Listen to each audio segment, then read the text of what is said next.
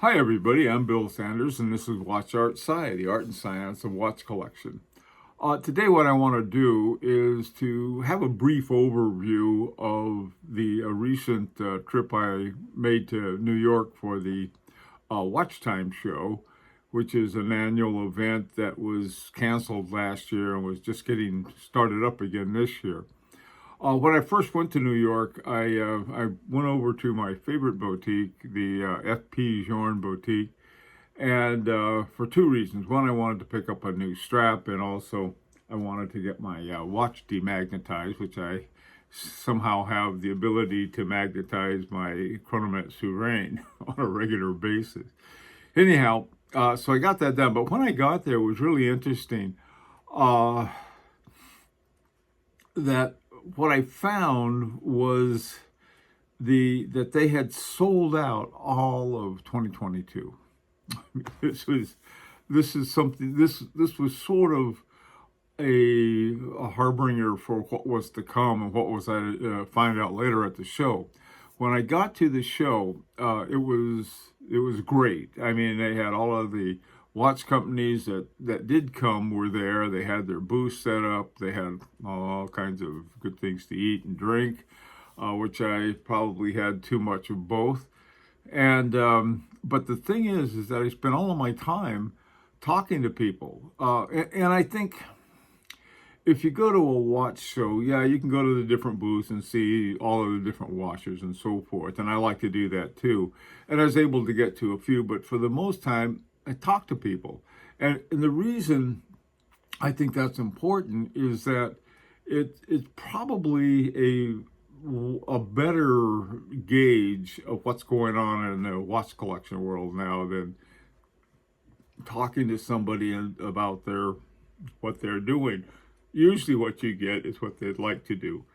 And so what happened was that what I found out was that everybody's pretty much in the same boat. The pandemic has given a really knocked things on their ear in watchmaking because of labor shortages when people were sick or staying away, supplies, everything has affected the watch industry just like everything else.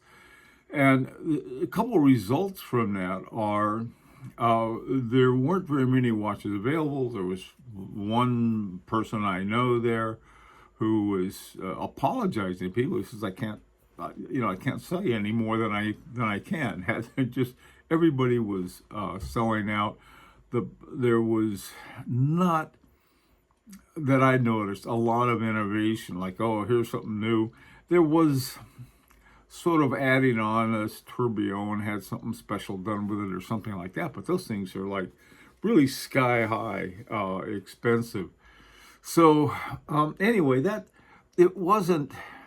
It was more revelatory than anything else. And of course, like I said, I really encourage people to go to those shows. They get to know other collectors and other people. I saw people from that I knew from Watch Art Sci or knew me from Watch Art Sci and got to talk to them, and that's always fun. And the general gist of it, I guess, is that there aren't very many watches right now. So what do we do? I mean, nothing.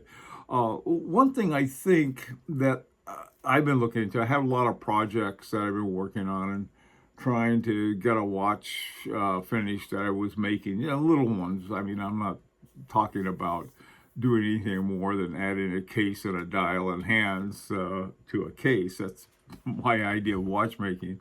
And so I think that's one thing. If you, the best thing about that is you can learn about watches, getting your supplies and stuff from places like eBay and other online spots.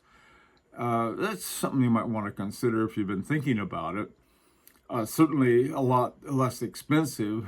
The other thing is time to sell your watch. I sold mine recently through Sotheby's and ended up doing much better than I had any expectation. I ended up getting more than double what I'd gotten my watch for originally, And I think you're going to find that because there just isn't anything out there. This another guy that I know, he and his wife went to, I think, Audemars Piguet, the boutique in New York. They had one watch, just one that was available.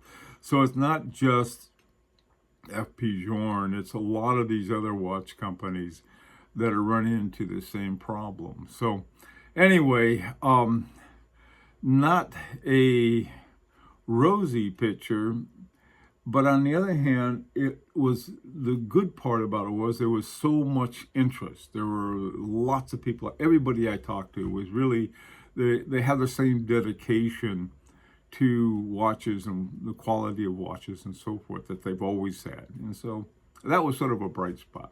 Well, anyway, that's my report, such as it is.